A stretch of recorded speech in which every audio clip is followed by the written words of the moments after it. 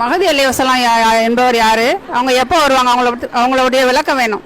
கேட்குறாங்கன்னா மஹதி அலைஹிஸ்ஸலாம் அப்படின்னா யாரு அப்படின்னு சொல்லி ஒரு கேள்வி கேட்குறாங்க. மஹதி அப்படிங்கிறவங்களை பற்றி நபி ஸல்லல்லாஹு அலைஹி வஸல்லம் ஒரு முன்னறிவிப்பு செஞ்சுட்டு போயிருக்கிறாங்க. அவங்க யாருன்னு கேட்டால் கியாமத் நாளுடைய நெருக்கத்தில் இந்த உலகத்தில் வரக்கூடிய ஒரு ஆட்சியாளர்.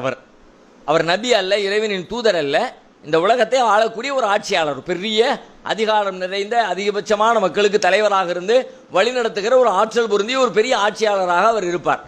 இவர் எப்போ இருப்பார்? கியாமத் நாளுடைய நெருக்கத்தில் இருப்பார். இவர் யாருடைய வாரிசில் வருவார்னு கேட்டால் நபிகளாருடைய பரம்பரையை சார்ந்தவர்.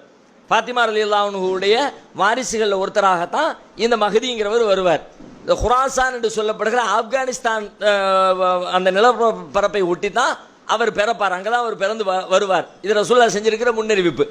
இவர் ஒரு ஆட்சியாளராக இருக்கும் பொழுது அப்போ தான் ஈசா அலைஹிஸ்ஸலாம் வானத்திலிருந்து இறங்குவாங்க.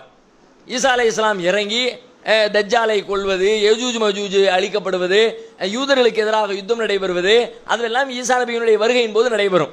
அப்போ ஈசா அலைஹிஸ்ஸலாம் சிரியாவில் இருக்கிற டமாஸ்கஸில் இருக்கிற வெள்ளை மினாரா, ஒரு பெரிய பள்ளிவாசல், வெள்ளை மினாரா கொண்டிருக்கிற ஒரு பள்ளிவாசலின் மீது தான் வானத்திலிருந்து இறங்குவாங்க.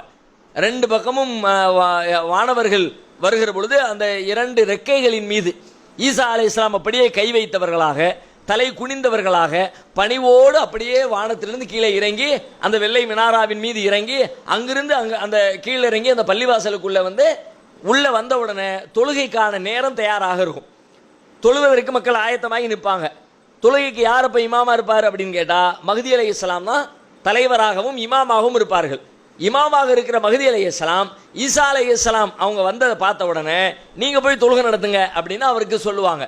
அப்போ ஈசா நபி சொல்லுவாங்க, இல்லை இல்லை நீங்களே தொழுகை நடத்துங்க. ஏன்னா ஈசா நபி நபியாக வரமாட்டாங்க. அவங்க ஏற்கனவே நபியாக இறைவனின் தூதராக வந்தது, அவருடைய நபித்துவ காலம் முடிஞ்சிருச்சு.